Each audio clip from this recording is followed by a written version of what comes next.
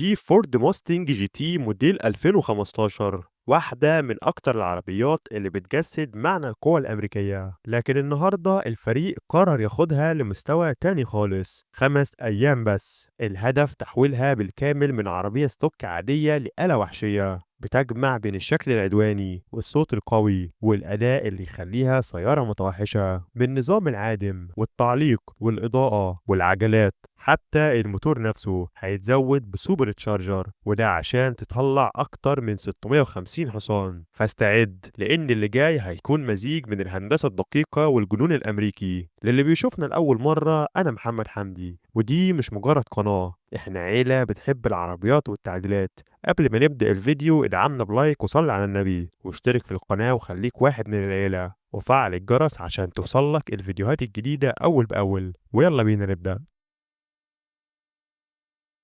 في البداية وقبل ما ندخل على التعديل، الفريق بيجيلهم أهم قطعة في التعديل ده كله، والقطعة دي هي السوبر تشارجر من نوع إيدل بروك تي في اس 2650، وده واحد من أكتر السوبر تشارجرز اللي مشهورة في التعديل، وده لوحده ممكن يوصل العربية ل 650 حصان مستريح. تعالوا بقى ندخل على التعديل. أول خطوة في التحويل الكبير ده بدأت من تحت العربية. نظام العادم القديم اتفك بالكامل. العادم كله صداء ومية، وده غير إن صوته مكتوم. وبما إنهم تحت العربية، قرروا كمان يبدلوا عمود التوازن الخلفي القديم اللي كان رفيع وضعيف، بدلوه بواحد جديد أكثر سماكة وصلابة، وده عشان يخلي العربية ثابتة في الملفات زي ما تكون لازقة في الأرض.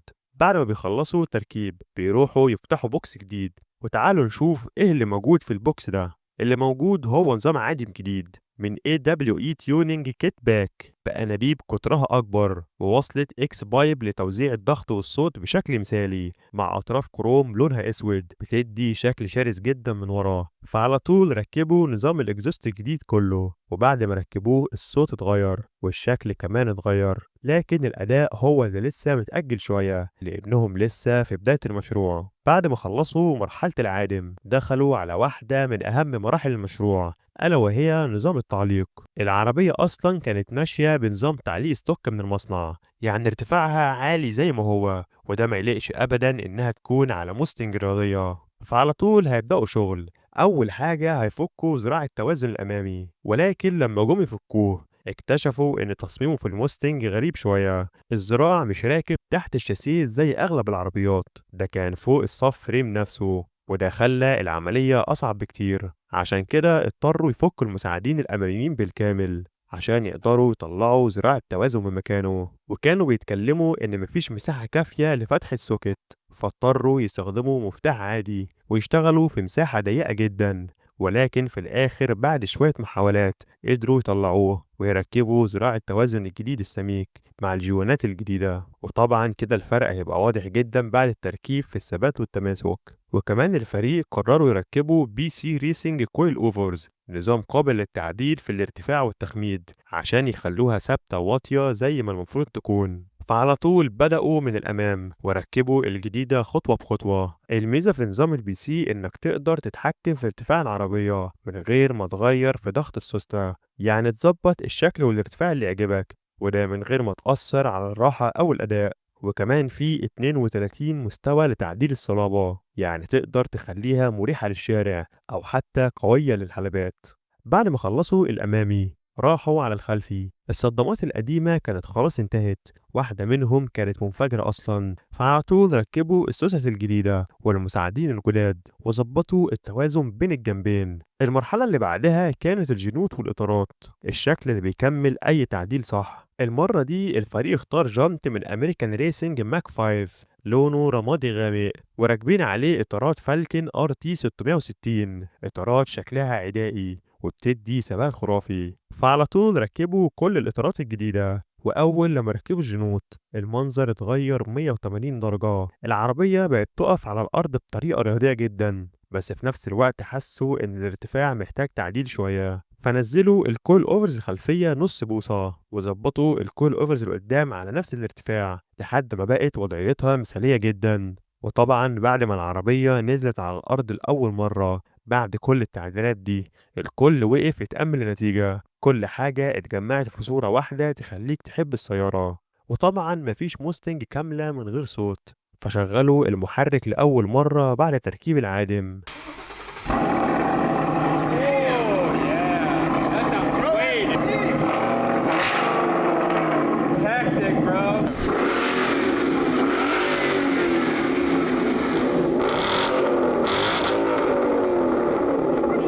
الصوت كان قوي وخشن بالقدر اللي يخليك تحس إن الشارع كله بيسمعها، ولكن دي لسه البداية، لأن المرحلة اللي جاية هي اللي هتخلي العربية دي تدخل رسمي في عالم الوحوش، وده وقت تركيب السوبر تشارجر.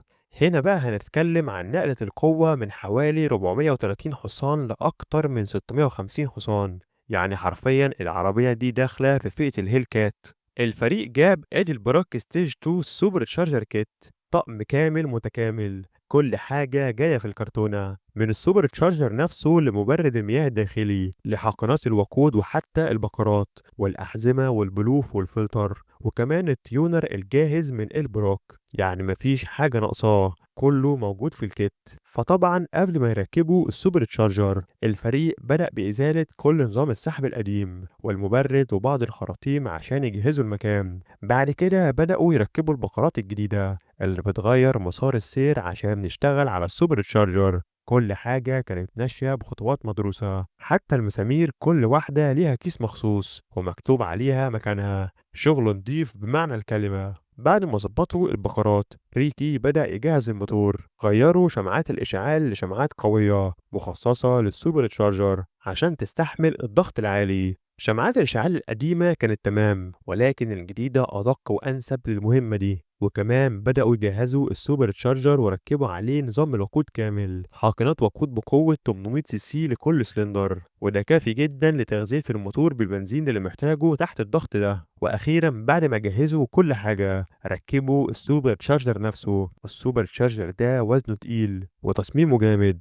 وطبعا النتيجة لما اتحط في مكانه تحس إن الموتور اتغير بالكامل، بقى شكله هجومي جدا. فبعد كده ركبوا كل حاجة تاني مكانها، وبعدها بدأوا بتوصيل الأسلاك، كل حاجة ترتيبها معروف ومنظم، وكمان ركبوا بوكس الانتيك وفلتر الهواء السبورت، وبكده يبقى نظام السوبر تشارجر كله اتركب. واخيرا اللحظة المنتظرة، اول تشغيل بعد تركيب السوبر تشارجر، على طول ضغطوا على مفتاح التشغيل وطوروا الموتور شوية، بعد كده صوت السوبر تشارجر ملأ المكان.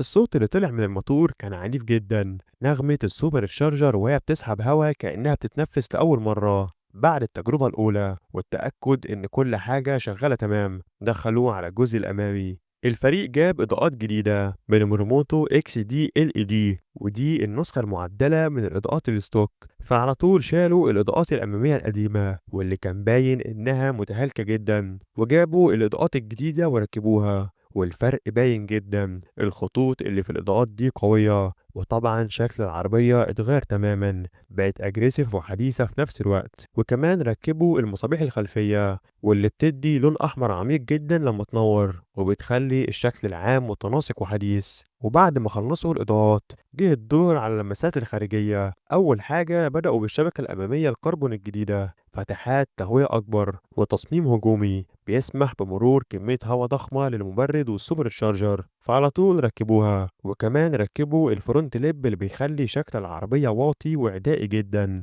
وعلى طول ركبوا الاكسدام الأمامي بعد التعديلات الجديدة، وبعدها ركبوا الكبوت مكانه. ومع كل تفصيلة جديدة كانت العربية بتحكي قصة تحول حقيقية، ده مش مجرد تعديل، ده إعادة إحياء بمعنى الكلمة. بعد كده جه وقت العتب الجانبي اللي مصنوع من الكربون فايبر، ودي بدلت القطع البلاستيك الباهتة القديمة، فعلى طول شالوا القديمة وجابوا الجديدة وركبوها. الكربون فايبر بيغير شكل أي عربية وبالذات لما تكون وحش أمريكي. أما الخاتمة كانت مع السبويلر، ركبوا سبويلر مصنوع بالكامل من الكربون فايبر وده بيركب فوق الجناح الأصلي، فعلى طول شالوا السبويلر الأصلي وقطعوا فيه فتحات عشان يبات فيها السبويلر الجديد، ورجعوا ركبوه تاني مكانه. بعد كده ركبوا السبويلر الجديد، وحقيقي المنظر جمع بين الفخامة والعدوانية اللي تليق بعربية زي دي. بعد ما خلصوا العربية لازم يعملوا تيست درايف، وتعالوا نشوف مدى جمدان العربية.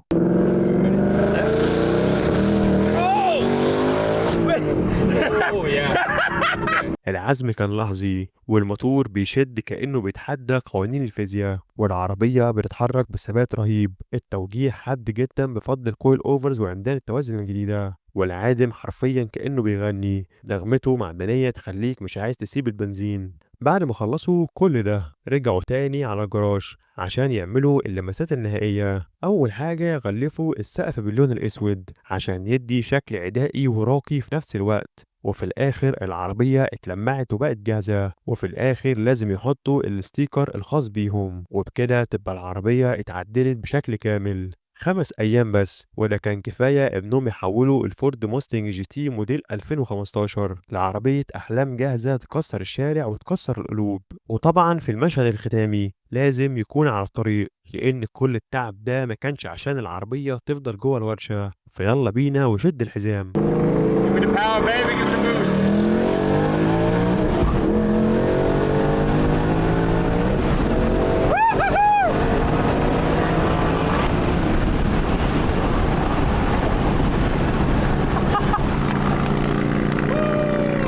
مع أول دوسة بنزين العربية صرخت حرفيا. صوت السوبر الشارجر مع العادم المعدل خلاها شبه الهلكات على الطريق. العربية فعلا جمعت كل حاجة، القوة والشكل والصوت والإحساس، والأجمل من كده إنها لسه عربية يومية. وبكده تكون الموستنج دي واحدة من أنجح مشاريع فريق سولوتيل، تحويل كامل في 5 أيام بس. لو الفيديو عجبك انزل اعمل لايك واشترك في القناة لو لسه مشتركتش، واستنانا في فيديوهات جاية من أقوى وأجمل التعديلات اللي هتشوفها. واكتبوا لنا في الكومنتات ايه التعديل اللي نفسك تشوفه في القناة الفترة اللي جاية، واعمل شير للفيديو مع أصحابك. أشوفكم في الفيديو اللي جاي. سلام.